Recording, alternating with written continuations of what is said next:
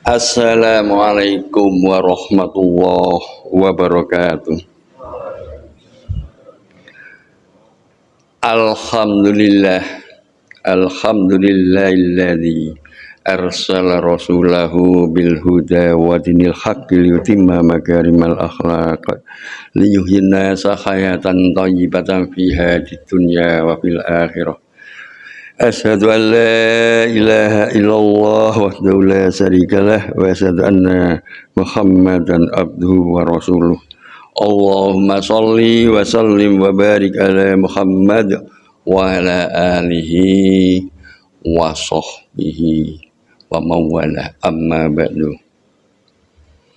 Jamaah salat subuh yang dirahmati Allah, saya akan berkisah supaya ada variasi. Ada sebuah kisah seorang penggali kubur. Kisah seorang penggali kubur. Jika nanti ini agak panjang, yang punya hajat bisa langsung pamitan, tidak masalah. Terjadi di kota Damaskus. Kisah ini diceritakan oleh seorang syekh yang bernama Muhammad Syekh, ya, Syekh Muhammad Hisam Burhani di Damaskus. Di Damaskus itu ada sebuah kuburan yang bernama Ad-Dadah. Kalau orang Damaskus sendiri sudah tidak asing terhadap kuburan yang disebut Ad-Dadah itu, karena kuburan tersebut tempat makamnya para waliullah, aulia, syuhada, banyak dimakamkan sana. Untuk mengingatkan geografi saja, Damaskus itu sebuah ibu kota negara Syria. Jadi Syria atau Suriah, ibu kota Damaskus. Ada makam yang disebut Ad-Dadah yang banyak dihuni atau dimakamkan di sana para aulia, syuhada, waliullah. Kisah seorang penggali kubur ini diawali dari cerita ini. Ketika itu datanglah seorang wanita datang kepada seorang penggali kubur, mungkin bahasa Maduranya, "Pak, tolong gula Pak, digalikan kuburan tang potrah artikel dunia." Barangkali kalau bahasa Maduranya begitu ya. Jadi dia minta tolong digalikan kuburan. Setelah digalikan kuburan, digalikan sudah selesai kuburannya. Beberapa saat kemudian datanglah jenazah, diiringi oleh beberapa orang. Ketika jenazah itu datang, si penggali kuburnya tadi mengangkat dari keranda. Tatkala mengangkat jenazah dari keranda itulah Allah menganugerahkan pada si ahli kubur tersebut atau penggali kubur tersebut yang tidak diberikan kepada yang lainnya, yakni sebuah penglihatan gaib, di mana dia ketika mengangkat jenazah ke liang lahat, tiba-tiba kuburan tadi nampak begitu indah, begitu lebar, bagaikan taman-taman surga yang sangat luas, luar biasa. Sampai-sampai ahli kubur itu tidak mampu menahan kesadaran dirinya hingga dia pingsan. Tatkala dia disadarkan oleh yang lainnya dengan percikan air sehingga dia sadar, para peziarah yang lainnya itu bertanya, "Wahai ahli kubur, kenapa kamu sampai terjadi pingsan ketika menempatkan jenazah ke liang lahat?" Sang ahli penggali kubur itu menjawab, menceritakan apa yang dilihatnya. Apa yang terjadi? Justru tidak ada yang percaya apa yang diceritakannya itu.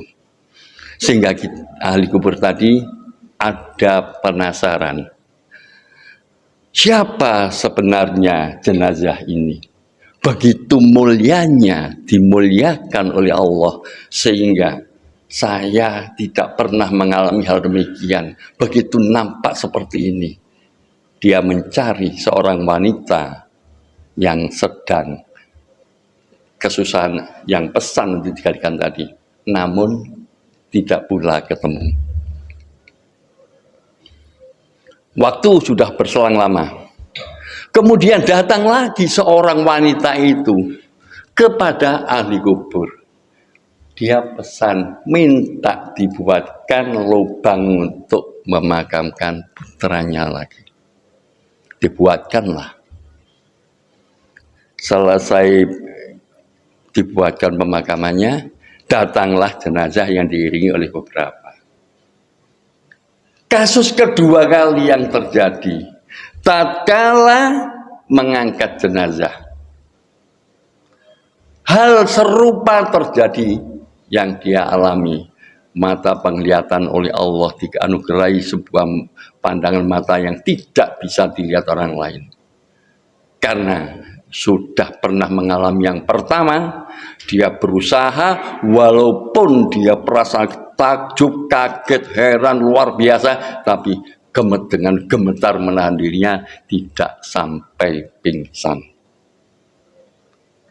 Kemudian selesai memakamkan jenazah tersebut, dia berusaha mencari siapa sebenarnya wanita yang menyuruh saya menggali kubur. Betapa mulianya kedua anak yang dikuburkan itu. Berusaha dia mencarinya, kemudian ketemulah dia pada sang ibu itu.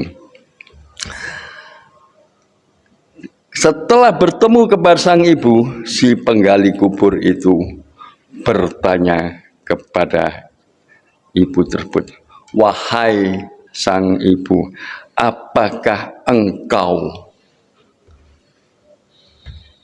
yang kehilangan putra keduanya yang telah dimakamkan itu?" Sang ibu menjawab, "Kenapa kamu mengejar-ngejar saya? Saya itu dalam keadaan berduka. Saya bertanya, apakah yang menjadikan ibu berduka? Saya sudah kehilangan dua anak saya. Yang pertama, sekarang yang kedua. Kenapa Anda mengejar-ngejar saya?" Kemudian sang ahli kubur menceritakan apa yang dialami. Sebenarnya siapa, Bu, kedua anak itu? Sang ibu menjelaskan, dia adalah kakak beradik, di mana adiknya ini menuntut ilmu agama, dan sang kakak yang bekerja keras sebagai seorang kuli untuk mencukupi kebutuhan adiknya di dalam menuntut ilmu. Kematian yang pertama adalah adiknya yang menuntut ilmu. Kemudian disusullah kakaknya yang menuntut ilmu. Inilah betapa bisa kita tarik hikmah, betapa besarnya seseorang dalam menuntut ilmu. Begitu mendengar penjelasan dari sang ibu, kemudian sang ahli kubur itu bertekad, saya akan tinggalkan pekerjaan menggali kubur. Saya harus menuntut ilmu. Datanglah dia ke sebuah masjid, di mana masjid itu dibina atau diasuh oleh seorang syekh yang bernama Syekh Sa'id. Menuntut ilmulah dia ke Syekh Sa'id. Kemudian apa kata Syekh Sa'id? "Wahai fulan, umurmu sudah 50 tahun lebih. Kemana saja kamu ketika masih muda? Begitu kamu sudah tua, kamu masih mau belajar menuntut ilmu." Kemudian sang ahli kubur itu bercerita apa yang dia alami pertama, kedua, tatkala memakamkan dua orang anak itu. Kemudian Syekh Said menerima dia sebagai muridnya. Belajar dengan serius pada Syekh Said, akhirnya oleh Allah diberi kemudahan, kepahaman di dalam menuntut ilmu, dan beliau akhirnya yang semula ahli penggali kubur menjadi seorang ulama besar. Itulah yang bernama Syekh Abdurrahman. Syekh Abdurrahman yang sangat terkenal di lingkungan kota Damaskus. Dia menjadi rujukan di dalam ilmu-ilmu agama, baik itu al-hadis maupun fatwa-fatwanya.